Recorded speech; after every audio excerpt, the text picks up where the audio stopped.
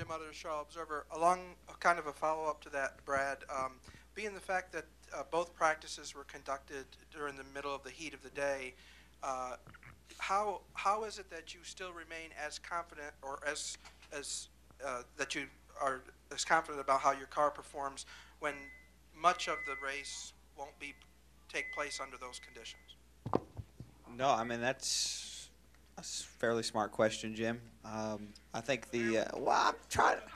What it is? I wasn't trying to be an ass. I'm just saying it's pretty. I mean, it is. It's only been asked for 30 years. Has anyone gave a good answer to that? We're waiting. I need about 4 more of these, and I could give you an hour-round rant. Easy. But the morning practice starts off, and I think the track temp was 110 degrees. And like you said, Jim, that makes it difficult. The track temp at the start of the race last year was 110 degrees. So by the end of the final practice, I think we're up to 140, which is, like you said, not relevant at all, and does make it a challenge. So, you have to go off of the fact that you have a whole week here to get your cars right and to get an idea for what the track's going to do with the All-Star race, for some the Sprint Showdown, and obviously the All-Star practice sessions.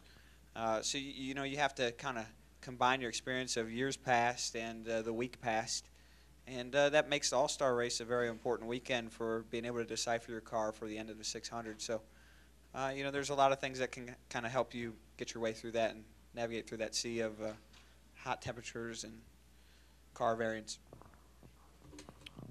Let's go ahead, press box.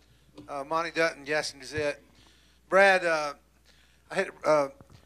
since you never led till there were 67 laps to go, and you led each of those final 67, is that more of a consequence of your car improving, adjustments, changes, or is it more of a consequence of getting out front? Well, I think it's, respectfully both.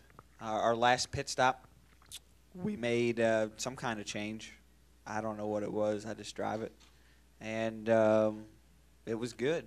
So then once you get the clean air, those two compound and, gave us a little bit of an advantage that I was able to capitalize off of. And that's what the sport's all about. It's about taking your weak moments, your weak spots, your vulnerabilities, and fighting through them and minimizing the damage they cause.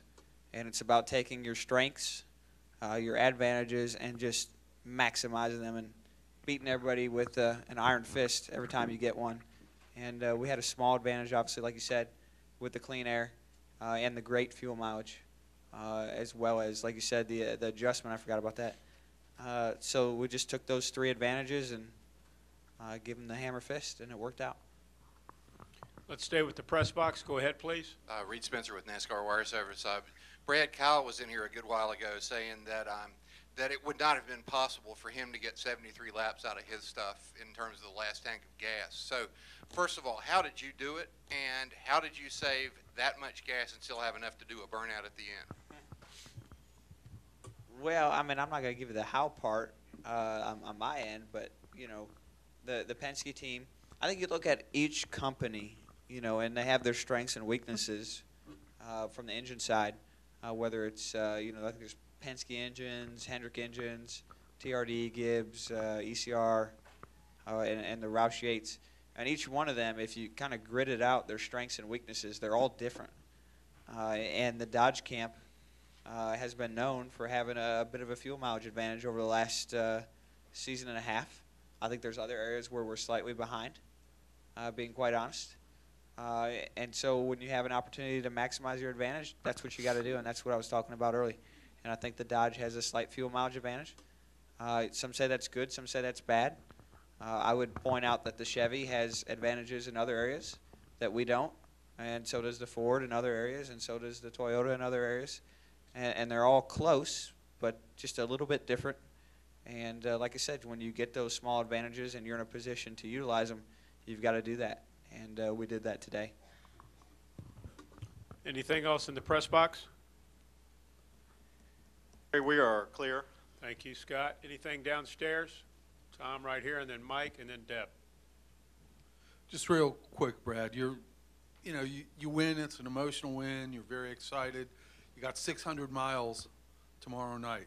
Is there anything you'll do tonight where you take a transfusion? And is it hard to kind of wind down from the excitement and the emotion of winning and rest Sure. up? I mean, yeah, it is difficult. I'm going to go to Concord and watch. I got a couple late miles running up there, so I think they're racing tonight.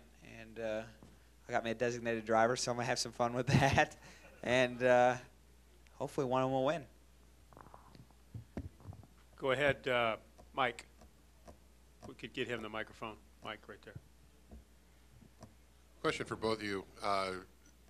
The conversation you had before you darted in, the scanner chatter, the radio chatter, Brad, you mentioned that you just calmly put faith in Jeremy for his call, and you guys talked it out.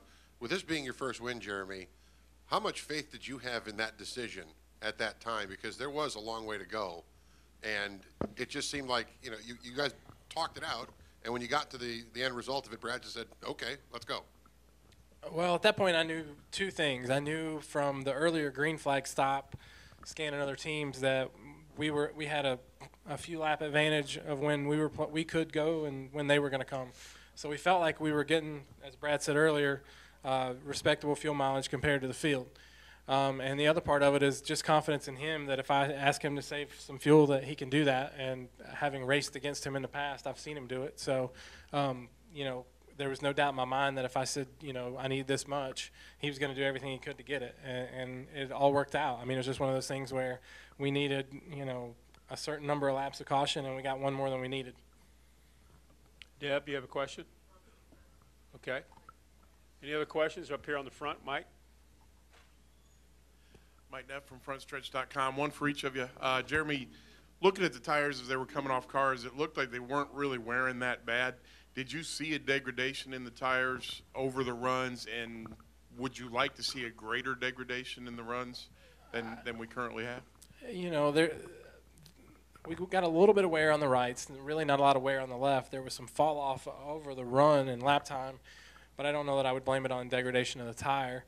And the second part of your question, I mean, I think that can go a couple of ways. You know, Goodyear does a good job of giving us tires that we can race on and not having to worry about wearing them out to the point of failure. So I think there's a fine line there. Some of the best races we have are racetracks where the tires fall off. So you go to Atlanta, it's one of my favorite places to go all year, and everybody's slipping and sliding around because the tires do wear out. So, yeah, I mean, you walk a fine line there. Cool. And for Brad, I'm going over to Concord too. Can we carpool? I don't know how big my car is. I'm not driving. We're going to stop somewhere and eat. You hungry? Last time I was in this media center, all they had was nachos. You were, you're right. Did they have better food today? There better be a cheeseburger somewhere. You got brisket? Really? All right. I'm kind of hungry.